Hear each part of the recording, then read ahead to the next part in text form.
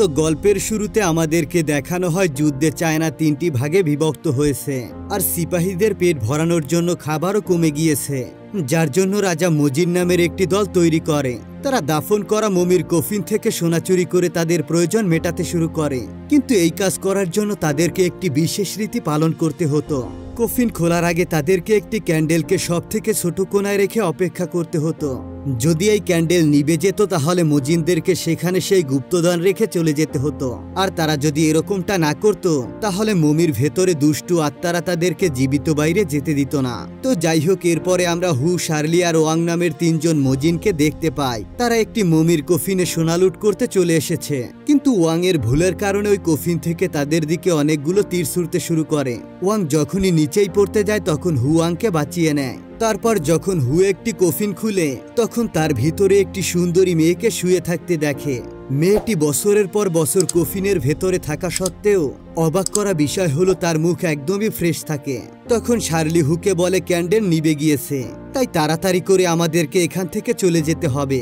তখনই সঙ্গে সঙ্গে সেই কফিনটি ভেঙে যায়, আর হুয়ের কিছু দুঃস্বপ্নের সঙ্গে সঙ্গে এই সিনেমাটি শিফট হয় 20 বছর পর। ওই দুর্ঘটনার পর শার্লির কথা মতো তারা সেই জায়গা ছেড়ে নিউ ইয়র্কে চলে এসেছে। সেখানে তারা তাদের সঙ্গে নিয়ে আসা কফিনের কিছু ইউনিক জিনিসপত্র বিক্রি করার কাজ করে। সেখানে ওয়াং একটি মহিলার সঙ্গে ফ্লার্ট করার চেষ্টা করে, কিন্তু মেয়েটি ছিল একজন পুলিশ অফিসার, আর এই মেয়েটি যখনই তাকে তার আইডি কার্ড দেখায় তখনই তারা ভয় পেয়ে সেখান থেকে পালিয়ে যায়। তখন ওয়াং হুকে বলে ওই মোটা মেয়েটা যেমন কালো তেমনি তার মনটাও অনেক কালো। এরপর তারা দুজন যখন সেখান থেকে পালিয়ে যাচ্ছিল তখনই হঠাৎ করে সেখানে শার্লি চলে আসে এবং তাদেরকে গাড়িতে করে একটি সেফ জায়গায় চলে যায়। ওয়াং এভাবে পালিয়ে পালিয়ে নিজের উপর খুবই বিরক্ত হয়ে যাচ্ছিল। সে বলে আমরা মজিনের নামে কলঙ্ক, এর থেকে আমাদের চায়নাতে থাকাই ভালো ছিল।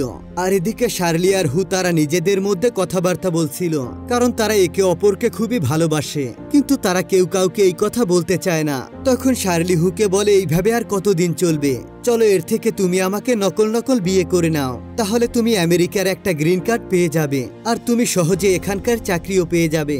কিন্তু ওয়াং হুকে এরকমটা করতে বারণ করে। সে আরো বলে এর থেকে তো ভালো আমরা চায়নাতেই চলে যাই, আর তুমি যদি এখানে বিয়ে করে তোমার সংসার বানিয়ে নাও তাহলে মজিনদের নিয়ম ভেঙে আমরা মজিনদের নামে কলঙ্ক। তখন শার্লি বলে আমরা একে অপরকে কিন্তু প্রমিস করেছিলাম যে আমরা কখনো ওই কাজে আর ফিরে যাব না। তখন ওয়াং বলে তখন আমরা নেশায় ছিলাম, আমাদের কাছে আমাদের পূর্বপুরুষদের মজিনের লকেট আছে, সেটা কি আমরা ভুলে যাব? তখন হু গলা থেকে সেই লকেটটিকে খুলে নদীতে ফেলে দিয়ে চলে যায়। এর পরের সিনে আমরা জিম নামের একজন লোককে দেখতে পাই। সে কফিনের মধ্যে থেকে পাওয়া জিনিসগুলো অনেক দামে বিক্রি করার কাজ করে থাকে। এরপর তার কাছে মেনিকা পানি থেকে এক ব্যক্তি আসে। সে খাজনা নয় বরং কফিন থেকে বের করা মজিনের খোঁজে আসে। তারা জিংয়ের সাহায্যে একটি টম পর্যন্ত পৌঁছাতে চায়, কারণ তাদের গুরুমা এনসিয়াট কালচারকে খুবই সম্মান করে, আর তারা একটি ইগনোস নামের একটি অসাধারণ ফুলকে খুঁজছিল যাতে তারা মৃত মানুষদেরকে জীবিত করতে পারে। ওয়াং প্রথমে খুবই অহংকার দেখায়। তারা তাদেরকে বলে তোমরা নিজেদেরকে কি ভাবো, তোমরা টাকা দিয়ে যে কোনো কাউকে কিনতে পারবে? কিন্তু এরপরে যখন তারা তাদেরকে টাকার অনেক মোটা একটা অ্যামাউন্ট দেখায়, এটা দেখতে পেয়ে সে তাদের কথায় রাজি হয়ে যায়। এর পরের সিনে আমরা দেখতে পাই শার্লি একটা পার্সেল নিয়ে হুয়ের কাছে আসে। হু ওই পার্সেলের মধ্যে একটি টেপ রেকর্ডার পায়। যখনই সে ওই টেপ রেকর্ডারটি বের করে দেখে তখন তাতে ওয়াং বলে আমি ইগনোস ফ্লাওয়ারকে খোঁজার জন্য আবারও চায়না চলে এসেছি। তখন সে আরো বলে হু তুমি এই ফ্লাওয়ারটিকে চেনো তো, এবার আমি তাই ডিং এর জন্য এসেছি আর আমি চাই তুমি আমার কাছে চলে এসো। তখন শার্লি হুকে এরকমটা করতে বারণ করে আর তাকে ডিং এর ব্যাপারে জিজ্ঞাসা করে। এরপর আমাদেরকে 20 বছর আগের মঙ্গোলিয়ার দৃশ্য দেখানো হয়, যেখানে হু আর ওয়াং কিছু লোকদের সঙ্গে একটি 1000 বছর পুরনো দেবীর টম খুঁজতে গিয়েছিল। ডিংও তাদের সঙ্গে ছিল। ওয়াং এবং হু দুজনেই ডিংকে খুবই পছন্দ করত, কিন্তু ডিং শুধুমাত্র হুকেই পছন্দ করত। এরপরে রাত হওয়ার সঙ্গে সঙ্গে তাদের গাড়ির চাকা পাঞ্চার হয়ে যায়। তখন তারা তাদের সামনে বিশাল বড় বড় মূর্তি দেখতে পায়, আর এটা দেখতে পেয়ে তারা তখনই সেই মূর্তিগুলোর কাছে যায়। তখনই একটি বৃদ্ধ লোক এসে তাদেরকে বলে তোমরা দয়া করে এখান থেকে চলে যাও, না হলে তোমরা সবাই মারা যাবে, কারণ এই জায়গাটা জাদুশক্তি দ্বারা দেখাশোনা করা হয়। তখন হু তার কাছে থাকা কম্পাস বের করে আর সে কিছু একটা অদ্ভুত শক্তির অনুভব করে। তখন সে সবাইকে সামনের দিকে এগিয়ে যেতে বলে, কিন্তু কেউ তার কথা শোনে না আর এক এক করে সমস্ত মূর্তিগুলোকে ফেলে দেয়। মূর্তিগুলোকে ফেলে দেওয়ার সঙ্গে সঙ্গে মাটির ভেতর থেকে অনেক পোকা বের হয়ে আসে আর তার কিছু সাথীদেরকে সেখানেই মেরে ফেলে আর বাকিরা পালিয়ে একটি গুহায় এসে লুকিয়ে পড়ে। তখন হু ওই গুহার ভেতরে একটি দরজা দেখতে পায়। তারা ওই দরজা দিয়ে সামনের দিকে এগিয়ে যেতে শুরু করে আর সেখানে গিয়ে তারা দেখতে পায় একটি মিলিটারি তাদের বেসে চলে এসেছে। সেখানে সব জায়গায় ডাইনামাইট রয়েছে। এরপরে আরো কিছুটা সামনে গিয়ে তারা একটি লিফট দেখতে পায়। যখন তারা লিফটটিকে চালু করার জন্য জেনারেটর চালায় তখন তারা সেখানে অনেকগুলো সোলজার মমিকে দেখতে পায়। এছাড়া তারা সেখানে অনেকগুলো মূর্তিও দেখতে পায়। এবার তারা ওই মূর্তিগুলোকে ভাঙতে চায়। তখন হু তাদেরকে থামানোর অনেক চেষ্টা করে। তখনই টম্বের মাথার উপর দিয়ে একটি লাল আলো চলে আসে, যার ফলে সেখানকার সমস্ত মূর্তিগুলো জীবিত হয়ে যায় আর তাদের উপর অ্যাটাক করে দেয়। এই লড়াইয়ে তাদের অনেক সাথীরা মারা যায়। লড়াইয়ের সময় যখন একটি জম্বি ডায়নামাইটের টিগারে পা তুলে দেয় তখনই সেখানে বিশাল একটা ব্লাস্ট হয়। হু এবং ওয়াং ডিংকে নিয়ে লিফটের সাহায্যে যাওয়ার চেষ্টা করে। তখনই লিফটটি ভেঙে গিয়ে ডিং নিচে ঝুলে যায় আর একটি ছোট্ট কাঠের টুকরোর কারণে লিফটটি আটকে যায়। ডিং কাঠের টুকরোটিকে সরিয়ে আবারও লিফটটিকে চালু করে দেয়। হু তাকে বাঁচানোর অনেক চেষ্টা করে কিন্তু কোনোভাবেই সে ডিংকে বাঁচাতে পারে না। আর সেই টম্বে ব্লাস্ট হওয়ার কারণে হু আর ওয়াং ছাড়া টম্বের ভেতরে যারা ছিল সবাই মারা যায়। এরপর হু আর ওয়াং খুবই কান্নাকাটি করে। এরপর আমাদেরকে বর্তমানের সিন দেখানো হয়। সেখানে ওয়াং এবং জিংকে ঘোড়ায় করে ওই টম্বের এলাকায় যেতে দেখা যায়। আসলে এটা ছিল সেই টম্ব যেখানে ডিং মারা গিয়েছিল, কিন্তু 20 বছর পর সেখানে যাওয়ার রাস্তা বন্ধ হয়ে গিয়েছে। এরপর তারা দুজন যখন মানি কোম্পানির প্রেসিডেন্ট ম্যাডাম ইয়ং এর সঙ্গে দেখা করে তখন তারা দুজন ম্যাডাম ইয়ং এর আদেশে ডায়নামাইট দিয়ে ব্লাস্ট করে টম খুঁজতে শুরু করে। সেখানে তারা অনেকগুলি ব্লাস্ট করে কিন্তু তারা সেখানে কোনো টমের ব্যাপারে খোঁজ খবরই পায় না। তখনই সেখানে একটি সাদা চুলওয়ালা মেয়ে এসে জিংকে বলে অনেকক্ষণই তো হয়ে গেল কিন্তু এখনো টমের কোনো খোঁজ খবর পাওয়া যায়নি, এরা নকল মজিন নয়। তখন জিং তাকে বলে যৌবনকালে চুল সাদা করে নিলেই তো হয়, এর মানে নয় যে তুমি সবকিছুই বোঝো।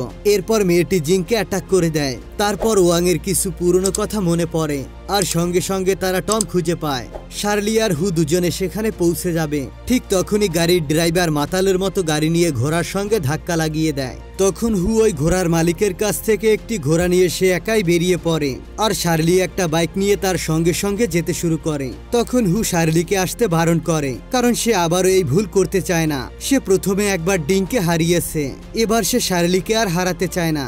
এদিকে ওয়াং এবং ম্যাডাম ইয়ং এর লোকেরা টম পাওয়ার পর তারা ভেতরে চলে যায়। ভেতরে যাওয়া মাত্রই তারা একটি দরজা খোলে আর সঙ্গে সঙ্গে বিশাল এক জানোয়ারের মতো দেখতে একটি গ্যাস তাদের দিকে ছুটে আসে।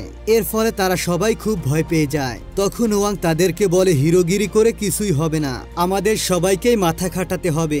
এখানে ওয়াং নিজেকে খুবই চালাক মনে করেছিল।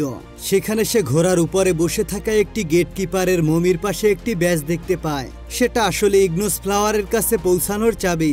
তারা ওই চাবিটিকে যখনই বের করে তখনই ওই ঘোড়ার উপরে বসে থাকা মূর্তিটি ধুলোর মতো উড়ে যায় আর ওই ধুলো যার যার উপরে পড়ে তারা সবাই ব্যথায় ছটফট করতে শুরু করে। তখন সাদা চুলওয়ালা মেয়েটি তাদের এই যন্ত্রণা দেখে তাদেরকে এক এক করে মেরে দেয়, কিন্তু তারা আবারও জীবিত হয়ে জম্বিতে বদলে যায় আর তাদের সাথীদের উপর অ্যাটাক করতে শুরু করে। সাদা চুলওয়ালা মেয়েটি ওই জম্বিগুলোকে এক এক করে মারতে শুরু করে আর যখনই একটা জম্বি ওয়াংকে অ্যাটাক করতে যায় তখন সে ঘোড়ার একটি পাতার মুখের ভেতরে ঢুকিয়ে দেয়। এর ফলে জম্বিটা কিছুটা হলেও শান্ত হয়ে যায়। তখন ওয়াং তাকে বলে কিরে নিজেকে খুবই চালাক মনে করিস তাই না? তখন জম্বিটা নিরাশ হয়ে সেখান থেকে চলে যেতে শুরু করে। এরপর সে তার মুখ থেকে পাটি বের করে এবং ওয়াংকে আবারও অ্যাটাক করে দেয়। তখনই সেখানে হু আর শার্লি চলে আসে আর এই জম্বিটিকে মারার পর বাকি জম্বিদেরকেও মেরে দেয়। ওই জম্বিগুলো অনেকগুলো রাস্তায় রয়েছে। এরপর হু সামনের দিকে এগিয়ে যাওয়ার জন্য তার মজিনসে ক্যালকুলেশন করে আর কুকুরের মূর্তির দিকে এগিয়ে যেতে শুরু করে। তখন হু আর শার্লি ওয়াংকে বোঝানোর চেষ্টা করে যে আমাদের এখান থেকে খুব তাড়াতাড়ি চলে যাওয়া উচিত, কিন্তু সে তাদের দুজনের কারো কথাই শোনে না। সে বলে আমি ফিরে যাব না। তখন শার্লি বলে তোমার সব সময় টাকার লোভ আর তোমার এই লোভ কোনোদিনও শেষ হবে না। তখনই সেখানে ম্যাডাম ইয়ং চলে আসে আর সবাইকে বলে সব মজিন্সরা এখানে আছে, তাহলে ঈশ্বর হয়তোবা এটাই চায়। তখন শার্লি তাকে বলে তুমি তোমার এই নাটক বন্ধ করো, তুমি 1 নম্বরের শয়তান একটা থামে। এরপরে জিং ম্যাডাম ইয়ং এর কাছে ক্ষমা চায় আর আজেবাজে কথাবার্তা বলতে শুরু করে। তখন ম্যাডাম ইয়ং রেগে গিয়ে জিং এর পায়ে গুলি মেরে দেয় আর বলে আমি যে কোনো উপায়ে ওই ইগনোস ফ্লাওয়ার চাই, তা না হলে আমি সবাইকেই মেরে দেব। এরপর তারা সেখানে অনেকগুলো ব্রিজ দেখতে পায়, কিন্তু যখনই ম্যাডাম ইয়ং এর লোক ওই ব্রিজে যায় তখনই সেখানে তারা ঝলসে পুড়ে মারা যায়। তখন হু দেখতে পায় ওই ব্রিজটা আসলে ফসফরাস দিয়ে তৈরি, যেটা যে কোনো মানুষকে জ্বালিয়ে দিতে পারে। এরপরে হু আবারও তার কম্পাস দিয়ে ক্যালকুলেশন করে আর ব্রিজের প্যাটার্ন দেখে সবাই ওই ব্রিজকে পার করে ফেলে। কিন্তু ম্যাডাম ইয়ং আর তার লোকের আরেকটি ব্যাচ নেওয়ার উদ্দেশ্যে তারা সেখানে আটকে যায়। হু আবার ওয়াংকে বলে চলো আমরা এখান থেকে চলে যাই। এটা শুনে ওয়াং উঠে বলে প্রায় ডিং আমার স্বপ্নে এসে আমাকে জিজ্ঞাসা করে যে আমরা কি সেই ইগনোস ফ্লাওয়ার পেয়ে গেছি। আমি তাকে ইগনোস ফ্লাওয়ার পাওয়ার প্রতিশ্রুতি দিয়েছি। ডিং আমার জন্য তার জীবন দিয়েছে আর আমি এত দূর আসার পর ইগনোস ফ্লাওয়ার না খুঁজে আমি এখান থেকে যাব না। এরপরে হু ও ইগনোস ফ্লাওয়ার খোঁজার জন্য রাজি হয়ে যায় আর শার্লি ও জিনকে তারা সেখানে রেখে দুজনে সামনের দিকে এগিয়ে যেতে শুরু করে। কিছু দূর যাওয়ার পর হু ওয়াংকে বেঁধে নেয় আর তাদের দুজনের মধ্যে লড়াইয়ের সময় হু এর কম্পাস ভেঙে যায়। আর যখনই হু গুলির শব্দ শুনে শার্লির কাছে যায় তখন জিন তাকে বলে আমি শার্লিকে বাঁচাতে পারলাম না। তখনই সেখানে ম্যাডাম ইয়ং এর লোক চলে আসে। এরপর হু ওয়াং আর ম্যাডাম ইয়ং এর লোকদের মধ্যে খুবই লড়াই শুরু হয়ে যায়। সাদা চুলওয়ালা মেয়েটি এসে হু এর সঙ্গে খুবই ভয়ঙ্কর ভাবে লড়াই করতে শুরু করে দেয়। তখন হু তার গলা টিপে ধরে শার্লির ব্যাপারে জিজ্ঞাসা করে। তখনই সেখানে ম্যাডাম ইয়ং শার্লিকে নিয়ে আসে আর হুকে বলে আমাকে ওই ইগনোস ফ্লাওয়ার এনে দাও, তা না হলে আমি তোমার গার্লফ্রেন্ডকে মেরে দেব।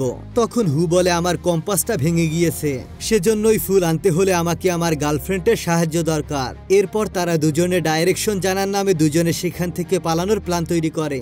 এদিকে ওয়াং ও জিং দড়ি কেটে দুজনে মুক্ত হয়ে যায়। তখন ইয়ং জানতে পারে যে গুলি তার শরীরে নয় বরং টম থেকে আনা একটি সোনার প্লেটে লেগেছে। এরপরে তারা দুজনে মারামারি করতে করতে একটি টানেলে পড়ে যায়। তখন বাকি সবাই ওই টানেলে চলে যায়। তখন সেখানে ম্যাডাম ইয়ং বলে আমি যদি ওই ইগনোস ফ্লাওয়ার পেয়ে যাই তাহলে আমি মৃতদেরকে জীবিত করার শক্তি পেয়ে যাব।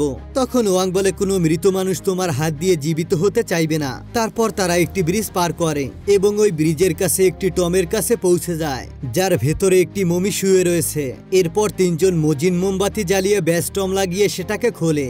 সেখানে একটি মমির উপরে সোনার কবজের উপর ওই ইগনোস ফ্লাওয়ার রাখা ছিল, কিন্তু তখনই সেখানে ক্যান্ডেলটি নিভে যায় আর তখনই তারা মেঝেটি ভেঙে নিচে পড়ে যায়। হু দেখতে পায় ওই ফ্লোরের নিচে 20 বছর পুরনো সেই মিলিটারির বেস আছে যেখানে ডিং এবং তার বাকি সাথীরা মারা গিয়েছিল। তখন হু সবাইকে বলে আমাদের যত তাড়াতাড়ি সম্ভব এখান থেকে বেরিয়ে যেতে হবে, তা না হলে সমস্ত মৃত লাশ জীবিত হয়ে যাবে। তখনই ওই ইগনোস ফ্লাওয়ার থেকে একটি লাল আলো বের হয় আর সব জম্বিরা জীবিত হয়ে যায়। তাদের মধ্যে একটা জম্বি একসময় ম্যাডাম ইয়ং এর বডিগার্ড ছিল। সে ম্যাডামকে বলে প্লিজ আপনি আমার প্রাণ বাঁচিয়ে নিন, আমি সারা জীবন আপনার সেবা করেছি। তখন ম্যাডাম ইয়ং সবাইকে বলে আমি তোমাদের সবাইকে মিথ্যে কথা বলেছি, আমার কাছে কোনো শক্তি নেই আর আমি নিজেই মরতে চলেছি, কারণ আমার একটি এমন রোগ আছে যেটার কোনো চিকিৎসা নেই, আর যদি আমি ইগনোস ফ্লাওয়ার পাই তবেই আমি বেঁচে থাকতে পারবো। তারপর যখন সে তার চুল সরায় তখন সবাই তাকে দেখতে পেয়ে খুবই ভয় পেয়ে যায় আর সাদা চুলওয়ালা মেয়েটিও মারা যায়। এরপরে কোনো রকমে যখন হু ওই মমির কাছে গিয়ে পৌঁছায় তখন ওই মমি হুকের ডিং এর ভীষণ দেখিয়ে তাকে ভাঙতে বারণ করে, কিন্তু হু নিজেকে কন্ট্রোল করে ওই ইগনোস ফ্লাওয়ার ভেঙে দেয়। ফুল ভাঙার সঙ্গে সঙ্গে সব জম্বিরা আর ওই জায়গাটিকেও ভাঙতে শুরু করে। তারপর ওই জায়গাটা পুরোপুরি জলে ভরে যায়, কারণ ওই জায়গাটা নদীর নিচেই রয়েছে। হু ওয়াং জিন আর শার্লিকে একটি কফিনে বন্ধ করে সেখান থেকে বাইরে বের করে দেয়, কিন্তু সে নিজে সেখান থেকে বেরিয়ে আসতে পারে না। তখন ওয়াং বলে আমার নিজের উপর খুবই ঘৃণা হয়, কারণ আমি আমার বন্ধুকেও শেষ পর্যন্ত বাঁচাতে পারলাম না। তখনই জলের ভেতর থেকে হু বেরিয়ে আসে আর ওয়াংকে বলে আরে তোর ভাই এদিকে। এরপরে হু শার্লিকে প্রপোজ করে দেয় আর তারা একে অপরকে যখনই কিস করতে যাবে তখনই তাদের মধ্যে ওয়াং চলে আসে আর এভাবে এই সিনেমাটি শেষ হয়ে যায়। তো বন্ধুরা, তোমাদের কাছে এই গল্পটি কেমন লেগেছে তা অবশ্যই কমেন্ট করে জানাও। দেখা হবে পরবর্তী ভিডিওতে, ততক্ষণ পর্যন্ত ভালো থেকো, সুস্থ থেকো, আল্লাহ হাফেজ।